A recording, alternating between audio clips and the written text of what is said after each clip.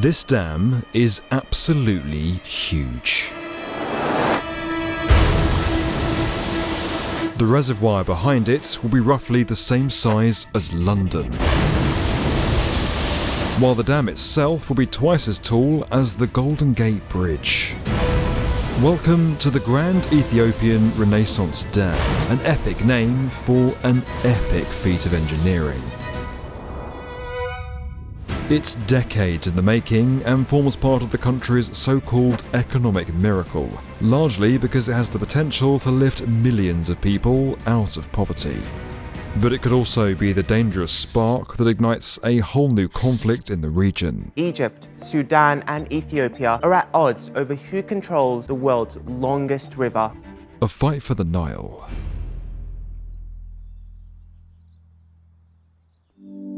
This is the largest dam in Africa, so large it has its own classification. It's a Megadam. Mega what? Once complete, it'll produce over 5,000 megawatts of electricity, more than double Ethiopia's current output today, and its reservoir will hold 74 billion cubic meters of water.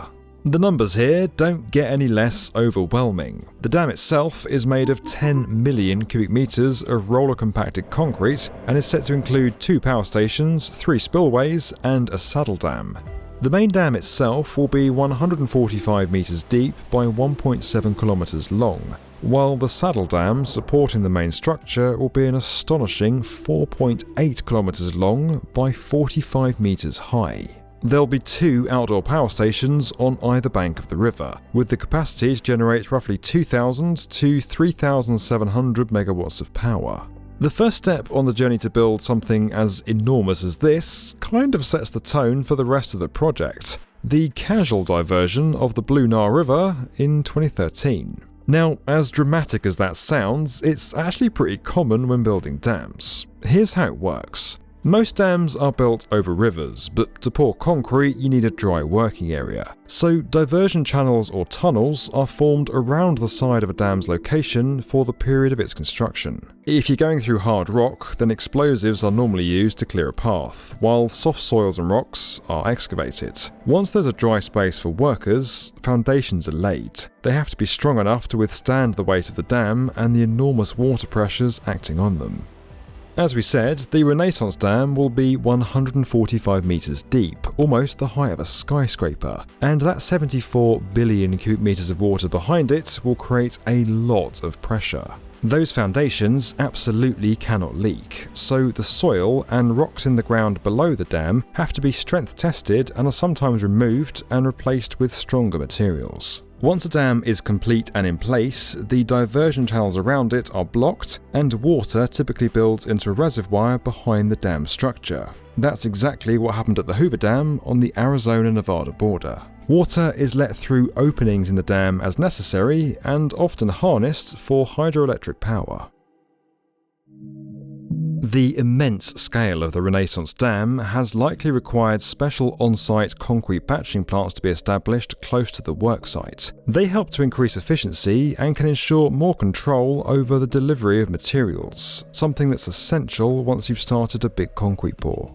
But a lot of the construction details for the Renaissance Dam have been kept under wraps, and that's all due to the somewhat fragile political nature of this project.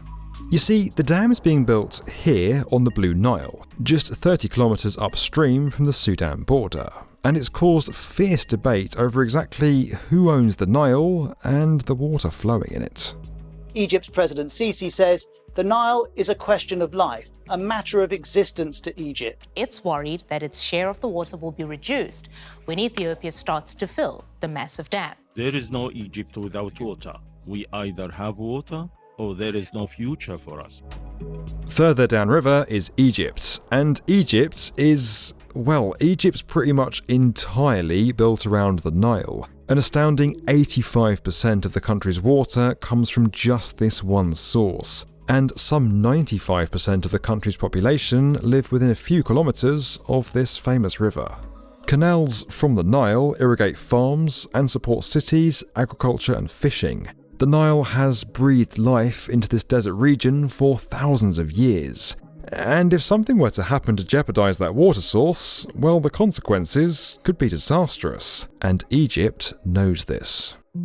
Now, to design any kind of dam, let alone a megadam with a reservoir the size of London, you need a pretty solid grasp on engineering and maths. While the way you learn to solve equations at school may have been a bit daunting, today's video sponsor Brilliant.org teaches subjects like maths, science and engineering in a hands-on and visual way. Each course is broken down into short, bite-sized classes, which makes it easy to make regular progress. And there are daily rewards to help keep you on a learning streak.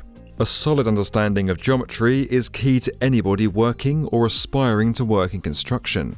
With Brilliant, you can quickly learn the fundamentals like finding the area, or advanced topics like Polomino tiling.